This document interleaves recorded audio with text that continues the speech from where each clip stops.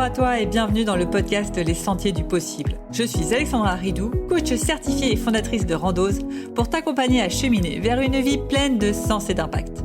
Chaque lundi, je te partage mes réflexions et outils pour t'aider à atteindre les sommets de ton épanouissement. Et les mercredis, je te laisse découvrir une interview inspirante d'invités qui vivent la vie qui leur correspond vraiment. Ah, et j'ai oublié, je t'invite à écouter chaque épisode en marchant.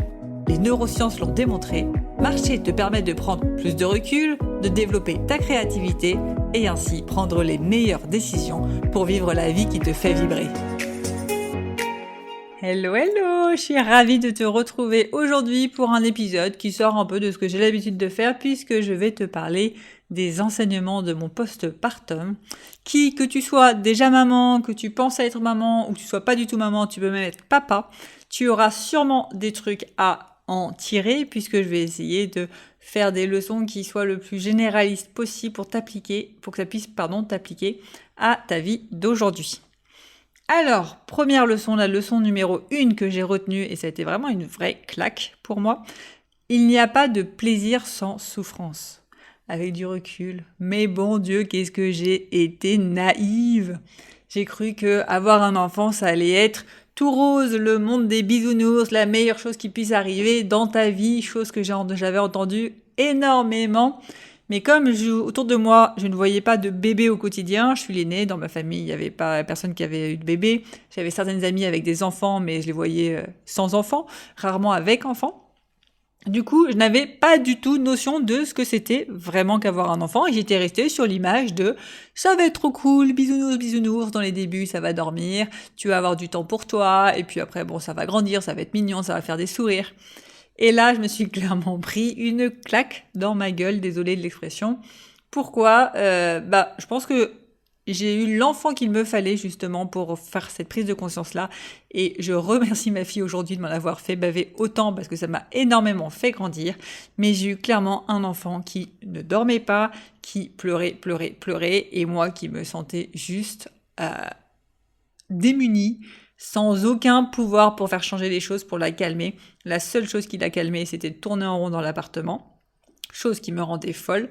On se relayait du coup pour tourner en rond, que ce soit dans l'appartement, à l'extérieur, et qu'elle arrête de pleurer.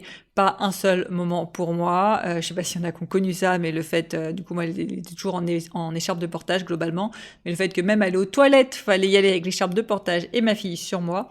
Bref, ça m'a fait prendre conscience que quand on recherche du plaisir facile, le plaisir facile n'existe juste pas, et j'ai pris conscience vraiment qu'il n'y a aucun moment dans ma vie où j'ai pu atteindre une sensation de plaisir facile sans souffrance. C'est-à-dire que par moment, quand il y a du plaisir facile, il est sur le court terme, mais sur le long terme, tu le payes. Je te donne un exemple concret. Ça m'est très souvent arrivé de me ruer sur un pot de Nutella pour compenser des émotions. Sur le coup, plaisir facile, je kiffe mon pot de Nutella, je kiffe ma brioche. Par contre, moyen-long terme, j'ai mal au ventre, je me sens pas bien, j'ai un coup de barre et c'est pas la grosse forme. Donc dès qu'on cherche du plaisir facile court terme, on se prend en général une grosse souffrance moyen-long terme.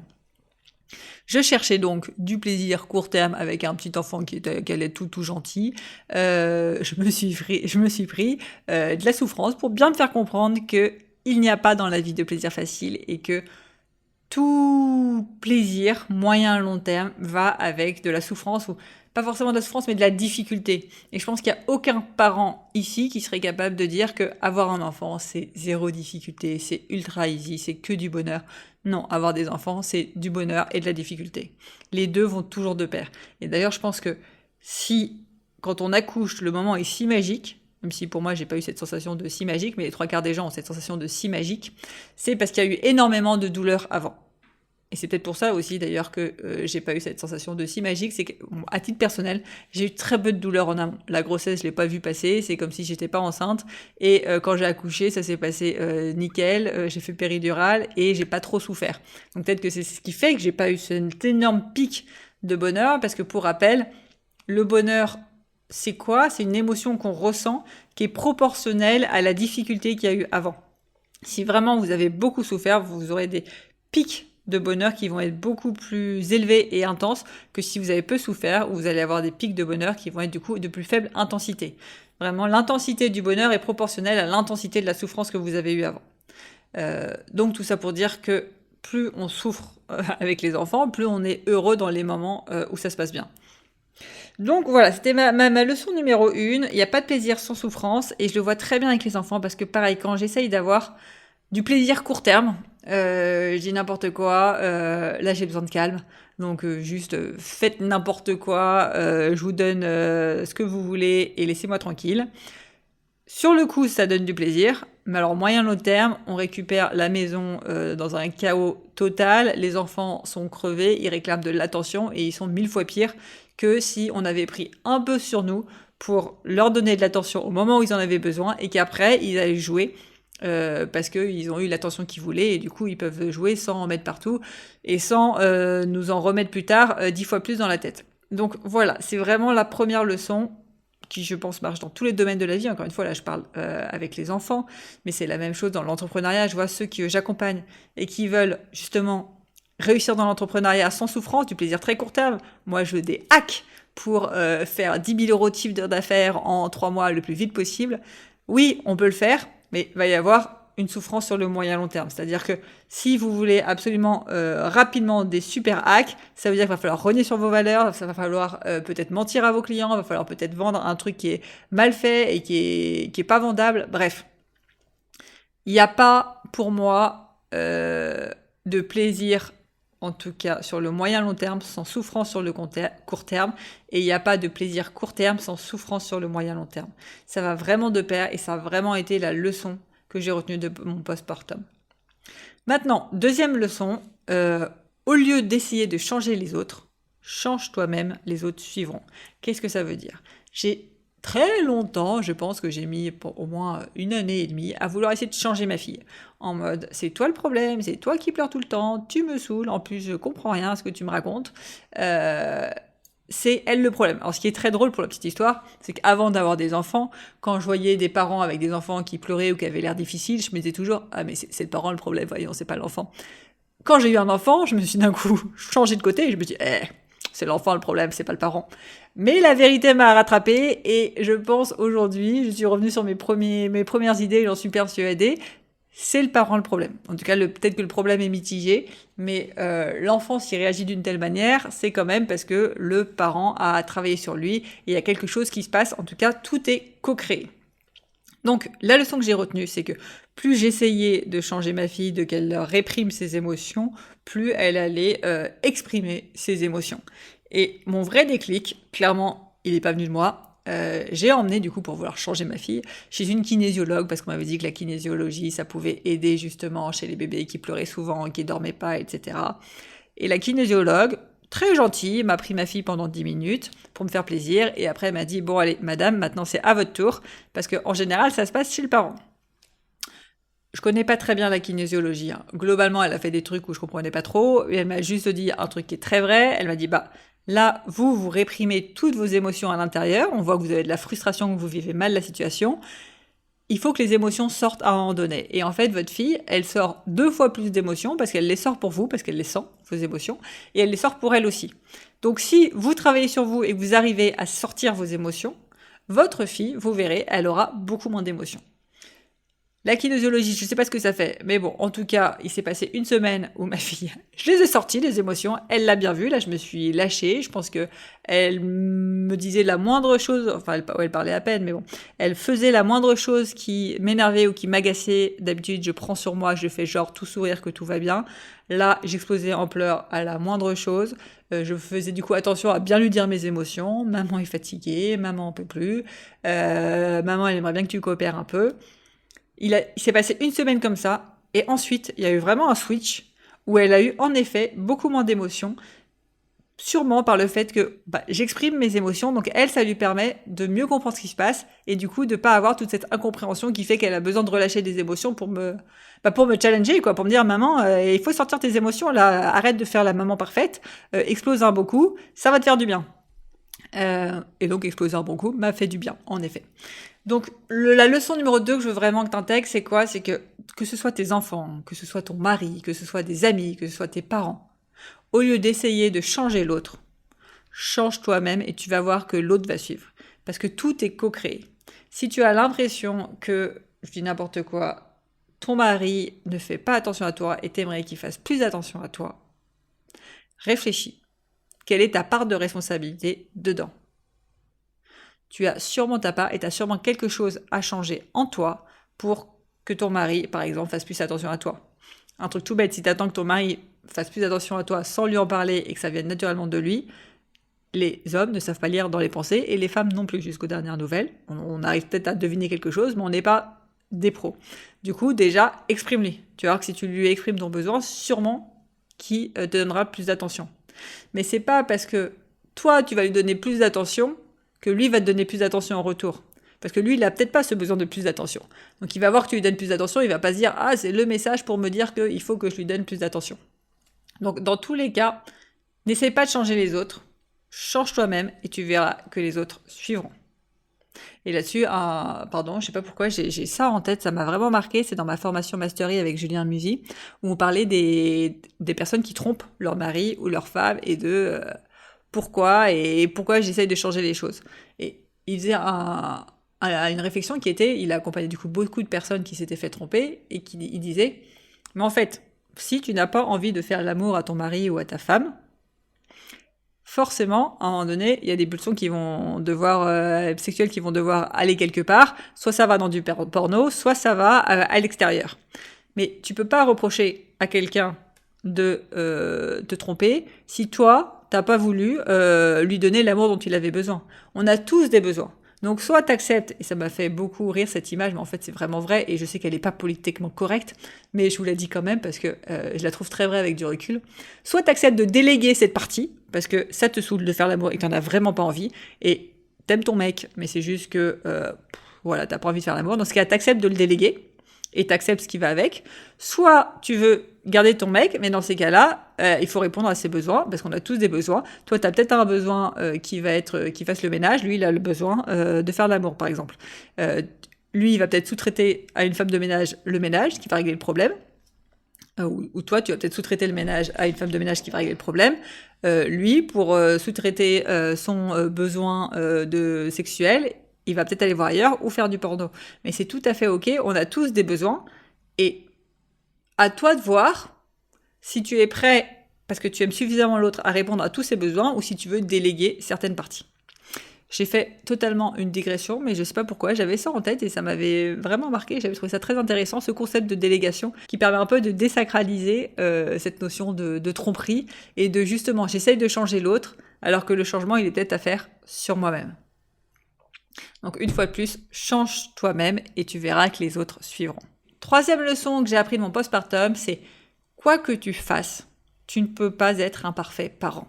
Et ça vaut pour être un parfait parent, ça vaut pour être une parfaite épouse, ça vaut pour être un parfait copain, ça vaut pour être un parfait collègue. Bref, tu ne peux pas être parfait. Tu auras beau faire tous les efforts du monde, si tu essaies d'être parfait, tu vas juste t'oublier toi-même et tu vas passer à côté de ta vie. Donc, comment ça s'est traduit avec ma fille? Clairement, j'ai essayé d'être la parfaite parent. Celle qui sourit tout le temps, comme je vous disais, celle qui allait absolument chercher sa fille partout, qui allait faire passer sa fille avant le boulot, etc. Mais tout cela a généré de la frustration en moi qui, à un moment donné, a explosé et j'ai juste eu envie de mettre ma fille à la poubelle parce que j'ai trop donné pour être parfaite. Je me suis totalement oubliée. Je ne prenais des douches peut-être une fois toutes les 2 semaines tellement je m'oubliais. Et j'étais vraiment à la merci de ma fille pour essayer d'être la parfaite parent qui est toujours là pour que l'enfant soit bien, qui est toujours là pour que l'enfant ne pleure pas. Bref, je me suis totalement oubliée à essayer d'être le parfait parent. Et du coup, ça ne m'a pas réussi du tout. Donc, la leçon que j'ai apprise, c'est que tu ne peux pas être parfait. Et que c'est le fait d'être imparfait qui va rendre tes relations parfaites. C'est le fait que je sois imparfaite qui va rendre ma relation avec ma fille équilibrée. C'est le fait que je sois imparfaite qui va rendre ma relation avec mon couple, avec mes amis, avec mes parents équilibrée. Et accepter ton imperfection, c'est ce qui te permet de vivre finalement la vie qui te correspond vraiment. Tu ne peux pas être parfait pour tout le monde. Sois juste parfait pour la vie qui te correspond. selon ta vision, selon ce qui est bon pour toi. Et le reste, tu verras, suivra, ça ne sera que rééquilibré dans tes relations. Voilà, c'était mes 3 leçons de mon postpartum. Je vous ai beaucoup parlé du postpartum de ma fille aînée, parce que c'était celui qui était le plus violent. Mon fils, ensuite, j'avais appris toutes les leçons par ma fille, et je n'ai eu aucun souci. Et d'ailleurs, c'est dingue à quel point la relation a été différente aussi. Il n'y avait pas du tout, justement, ce trop-plein d'émotions, ce besoin de pleurer tout le temps, etc. sur mon fils. Et pourtant, il avait... donc ma fille avait quand même des coliques, mais lui, il avait un RGO quand même assez sévère. Donc c'était pas le plus simple, et pourtant ça s'est quand même beaucoup mieux passé, mais je pense que tous ceux qui ont des enfants diront la même chose. Le premier, c'est le crash test. Le deuxième, on s'habitue un peu plus. J'en ai pas 3, mais je pense qu'à chaque fois, plus on en fait, plus ça devient la zone de confort, et plus on arrive à être aligné avec notre vie de parent et à trouver notre place. C'est peut-être ça la difficulté dans les débuts, c'est vraiment trouver sa place entre les injonctions de « il faut faire ci, il faut faire ça », et ta vie de toi, qui tu veux être en fait. Je me faisais la réflexion la dernière fois, mais aujourd'hui, en tant que mère, alors un peu en tant que père de plus en plus, mais on a quand même, quand on est maman, une vie, mais à 1000 à l'heure. Et pour peu que le papa soit pas présent, moi j'ai de la chance, le papa est présent, mais pour peu que le papa soit pas présent, le matin c'est la course, qu'on se le dise, les faire petit déjeuner, les faire s'habiller, les faire brosser les dents, etc. On les dépose chez la nounou, la crèche, ou plus élevé pour peut-être pour vous, mais moi je suis encore au stade nounou crèche. On les dépose nounou crèche, on revient, on travaille à fond, etc. On s'en rend pas compte du jour au lendemain, bam, enfin d'une heure à l'autre, bam, il est 17h, faut aller les chercher, la journée est passée, on sait pas où, on n'a pas eu le temps de prendre du temps pour nous, hop, on va les chercher. Alors là, je sais pas où, mais moi... ça peut être un vrai Bagdad à partir de 18h où je les récupère, c'est-à-dire qu'ils sont fatigués, ça pleure, ça se chamaille, là-dessus il faut faire le repas, il faut faire le bain, il faut faire le brossage de dents, après il faut se battre pour les mettre en pyjama, après il faut faire l'histoire, après il faut se battre pour les coucher. Bref, grosse bataille pendant 2 heures, 18h, 20h, globalement c'est l'heure noire. Et enfin, on a de nouveau du temps pour nous, et on n'a qu'une envie finalement, c'est d'aller se coucher. Sans compter que dans les débuts, on n'a pas nos nuits, on se réveille la nuit, etc. Nous, à titre personnel, en ce moment, on a des réveils à 5h15 du matin, donc c'est un peu tôt aussi, donc on va se coucher tôt. Et les journées passent et défilent, et c'est comme ça qu'on enchaîne 5 jours sur 7, à 24, et que le week-end, c'est du repos, mais limite du repos, parce qu'il y a quand même aussi la même course qui s'enchaîne. Donc forcément, si on essaye de tout faire parfaitement, d'être parfaite dans la vie de parent, d'être parfaite dans la vie professionnelle, d'être parfaite dans la vie, parce que du coup, mais dans la vie de parent, qu'on se dise, j'ai oublié, mais il y a aussi faire les courses, il y a faire le ménage, il y a tout ça. Bref, c'est impossible. Impossible d'être parfait sur tous les plans. Donc à un moment donné, c'est lâcher prise. Qu'est-ce qui est important pour toi? Où est-ce que tu veux mettre ton énergie? Et te focaliser vraiment sur ce qui est important pour toi et pas sur ce qui est important aux yeux de la société.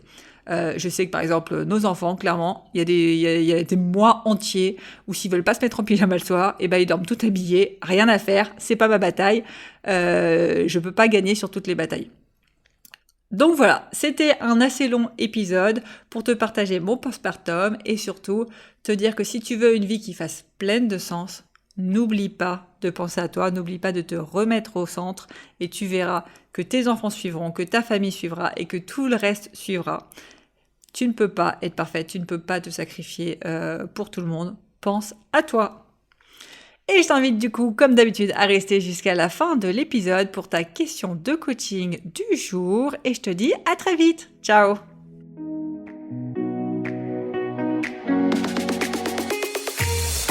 Avant de te plonger dans la question de coaching du jour, pense à rejoindre la plateforme d'exercice en ligne du podcast pour y retrouver les notes d'épisode, les questions de coaching et l'action à réaliser pour cheminer pas à pas vers une vie pleine de sens et d'impact. Le lien est en description de l'épisode. Et bien évidemment, si tu as aimé cet épisode et le concept du podcast, tu peux me le faire savoir en me laissant une belle note ou un joli commentaire sur la plateforme de ton choix. Tu peux aussi partager le podcast à une personne qui peut en avoir besoin. Et c'est parti pour tes 2 minutes de coaching et on se retrouve très vite dans le prochain épisode. Bye bye!